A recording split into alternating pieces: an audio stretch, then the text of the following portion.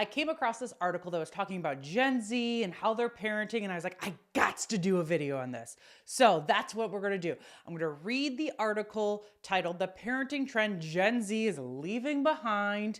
Hopefully it's gentle parenting, and then I'll be like, yes, no more gentle parenting.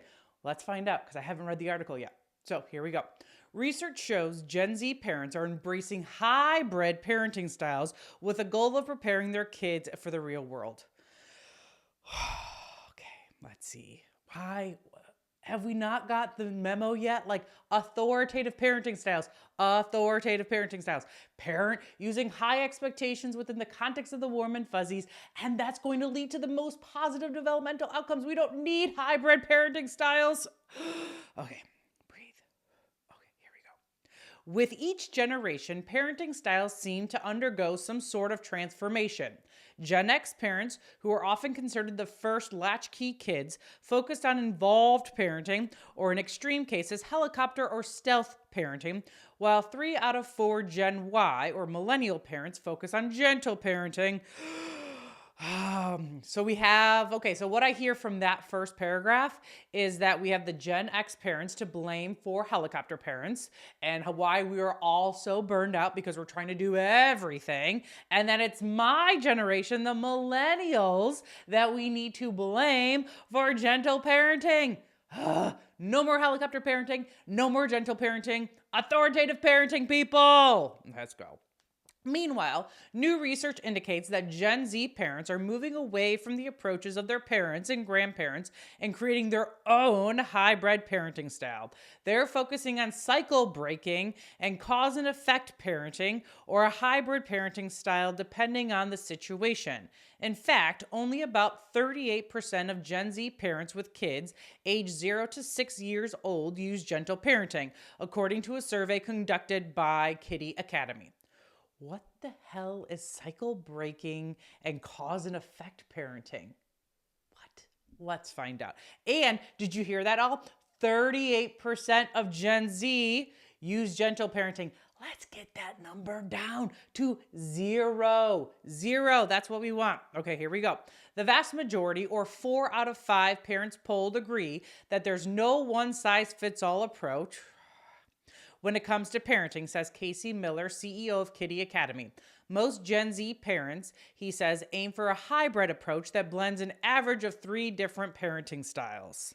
All the parenting principles that we talk about, high expectations within the context of the warm and fuzzy, it's the same. You want to keep that the same. It's just the execution of the parenting principles are going to look different. You're going to have to tailor it to your child. Maybe they're a little bit, they need a lot more repetition, or maybe they're on a spectrum, or they're a high energy. And so you're going to tailor it, the parenting principles, high expectations, context of warm and fuzzies, to your child. But again, you're still doing authoritative parenting. Oh my goodness, my blood pressure is going to boil, but let's see. Come along with me, y'all. Digging into the survey on Gen Z parenting, Kiddie Academy surveyed 2,000 parents of children aged 0 to 6 years old and found that 54% of Gen Z parents prioritize preparing their kids for the real world, okay? While their millennial counterparts focus more on supporting their children mentally and emotionally. Gentle parenting, millennials, my generation, stop it. Meanwhile, Gen Z parents feel gentle parenting only works for some situation. It doesn't work at all. It doesn't. And yes, I go through the 3 things, like if you know all of the nuances and you're well educated on gentle parenting, you never go above a 2 out of 10 on emotional reactivity and intensity, and your child has an easy temperament, then by all means, gentle parent. But if you can't check off all those 3, then you can't gentle parent, and you should just do authoritative parenting. Oh, yeah. Okay. In general, younger parents believe parenting styles should be blended and used depending on their circumstances, says Miller. According to the survey, these younger parents are using a variety of new styles. What new styles? For instance, oh no, I saw a word I hate. Breathe, Andrea, breathe. 37% are using cycle breaking or healing generational trauma. That's not even the word that triggered me before. Now I know what cycle breaking is, and don't do it. Not everyone is traumatized. Stop with the trauma. You're just making your child and yourself feel like you are a victim. Knock it off. Stop it. Oh my God, I'm getting so frustrated because not everything is trauma. We have stressful life events and we have adverse childhood experiences, but not everyone is traumatized.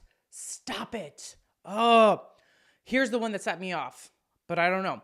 33% are using attachment parenting or forming strong emotional bonds. Attachment parenting is just it doesn't work. I've seen so many of my clients do attachment parenting where we're sleeping and da da da da da. It doesn't work. It's just like gentle parenting where we're focusing on their emotions. Don't do it. Don't do attachment parenting. Don't do cycle breaking parenting. Authoritative parenting.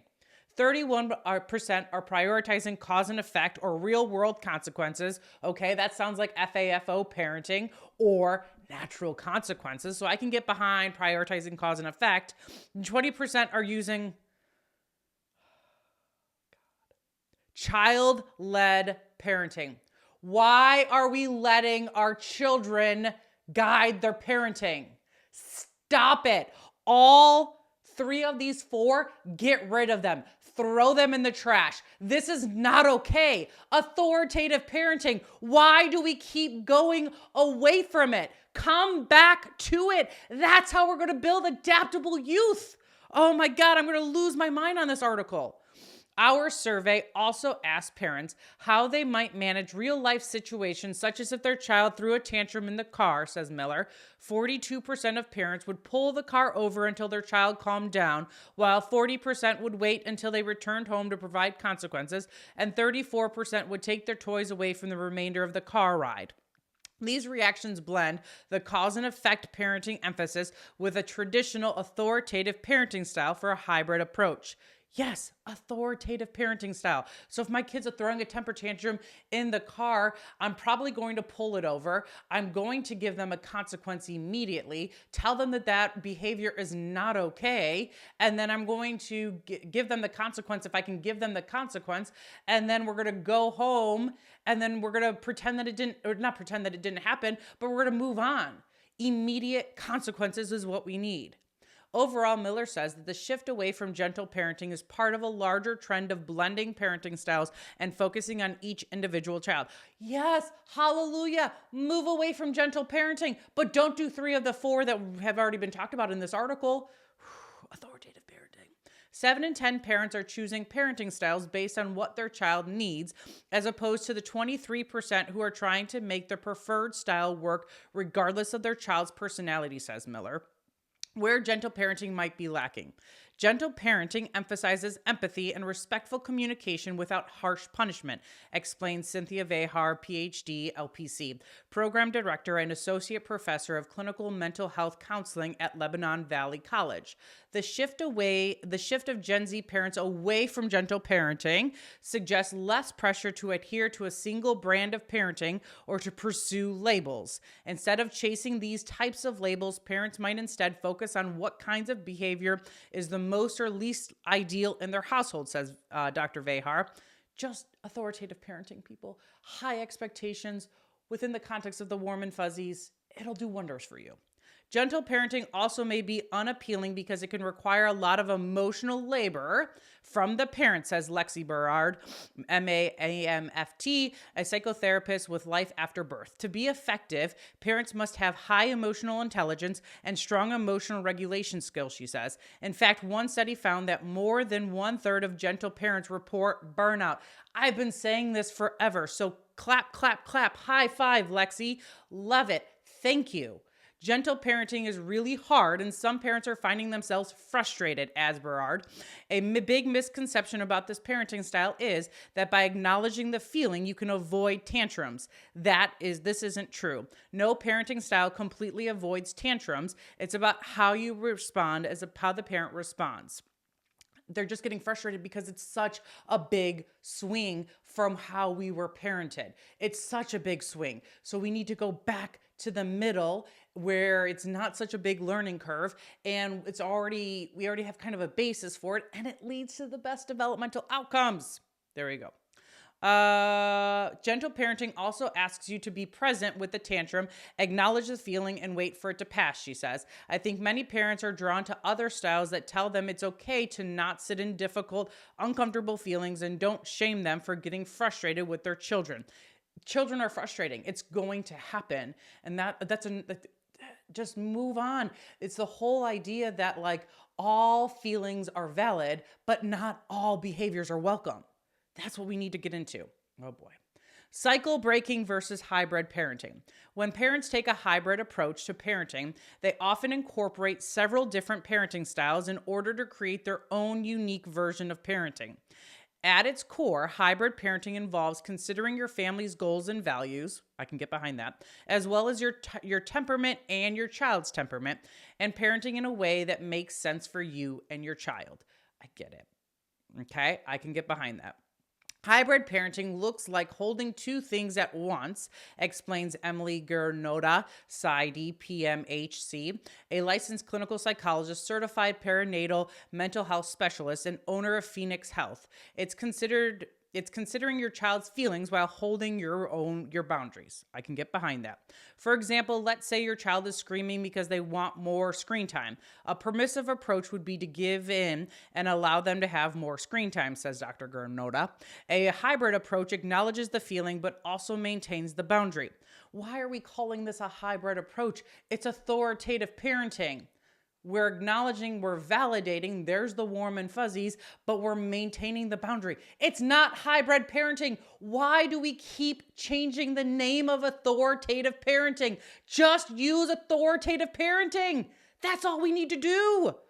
As for cycle breaking parenting, it requires parents to examine how they were raised, identify the impact it had on them, and evaluate how they would like to do things differently with their children, says Berard. No, cycle parenting, go in the trash with gentle parenting. While parenting styles may be shifting, Boomer and Gen X parents were raised with more authoritarian and traditional approaches that emphasize obedience, respect for authority, and independence, says Dr. Gernota. But millennial parents were the ones to spearhead the gentle parenting movement in reaction to their own childhoods, she says. Like I've been saying, millennials and Gen Xers were raised with militant parenting. And so they're like, okay, let's swing completely to the opposite end and let's go towards more gentle parenting. And we just skip the middle. We just go back to the middle. Please. I know I keep saying it, but just go back to the middle of authoritative parenting. Gen Z parents are new to the conversation, says Dr. Gernota.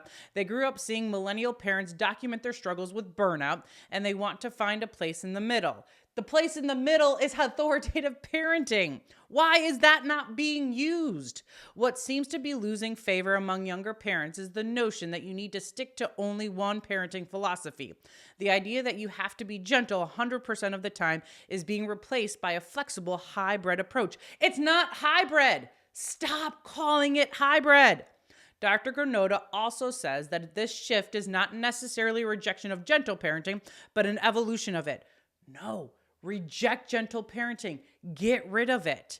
Parents today are asking, what is sustainable and realistic for my family? We're seeing a pushback against picture-perfect parenting and an emphasis on being authentic and considering parental mental health, says Dr. Gernota. The benefits of this model are significant, says Dr. Vehar, explaining parents who intentionally reflect on family patterns and are more likely to have a parenting style that is proactive and devoid of knee-jerk react tendencies that are familiar and automatically passed down throughout the generations. Plus, she says, the combination of empathy and consistent consequences have a best of both worlds approach. They integrate the strongest aspects of different parenting philosophies to avoid lopsided outcomes. What does that sound like? Authoritative parenting! Just do authoritative parenting. High expectations within the context of the warm and fuzzies. However, there are risks when parenting styles become reactionary in nature, such as I resented my parents for doing X, so I'm going to do the opposite, says Dr. Vehar. A balanced, reflective stance helps parents avoid swinging wildly from one extreme to the other. What this means for parents today. There's a lot of noise out there for parents. We have Google and ChatGPT. Don't use ChatGPT for your parenting tips, please. Please don't do that. At our fingertips, as well as influencers on social media telling us, don't listen to influencers either. Social media telling us what to do, what not to do, and how small things can have massive impact on our children, whether true or not. Probably not. Children are adaptable. We're trying to make children adaptable. You can always recover as a parent. She says it's a natural response to being overwhelmed by this information, overload, and to respond to by throwing your hands up and going back to what feels right versus what others are telling you to do. Listen to me. Come in. Don't do gentle parenting. Don't do cycle breaking. Don't do, what was the other one? Don't do gentle parenting, don't do cycle breaking, don't do attachment parenting, and do not do child-led parenting. Authoritative parenting, please do that. The beauty of a hybrid approach to parenting means that you have the permission to let go, adds Dr. Granota. Take what works from gentle parenting, don't take anything from gentle parenting, and other parenting styles and leave the rest. Also consider your own emotional well-being, which is important for the marathon of parenting, she says.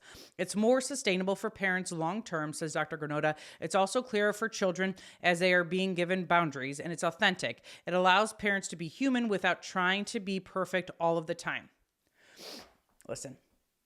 I'm a parenting coach. I wrote a parenting book.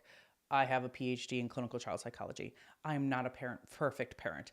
I make mistakes, but I'm able to recover from them quicker. And I still always do authoritative parenting because high expectations within the context of the warm and fuzzies, that's how my kids are going to be adaptable. That's why my kids are commonly referred to as leaders in their classroom. That's why they do well academically. That's why other adults love them. And every single time I pick my kids up from school, their music teacher is telling me stories about how much she loves my kids because they are authentically them. They are leaders. They're well, respected, and they voice their opinions in respectful ways. This is what I want for you all. So get rid of the hybrid parenting, get rid of the gentle parenting, get rid of the cycle breaking, and do not do, under any circumstances, attachment parenting or child-led parenting. Don't do it. Just please, for the sake of everything holy in this world, authoritative parenting. High expectations within the context of the warm and fuzzy. You will not be burned out. Yes, you are going to make mistakes, and that is okay. You can recover as a parent. I believe in you. High expectations within the context of the warm and fuzzies. When you make that mistake, apologize and recover from it. Breathe into the relationship. And by doing this, you show your children that you are authentic and that you want a relationship with them and that you love them. And yet you still have high expectations because you want them to thrive. You want them to succeed. And by doing this, this is how we're going to be throat punching this Gen Z mental health crisis. Let's go.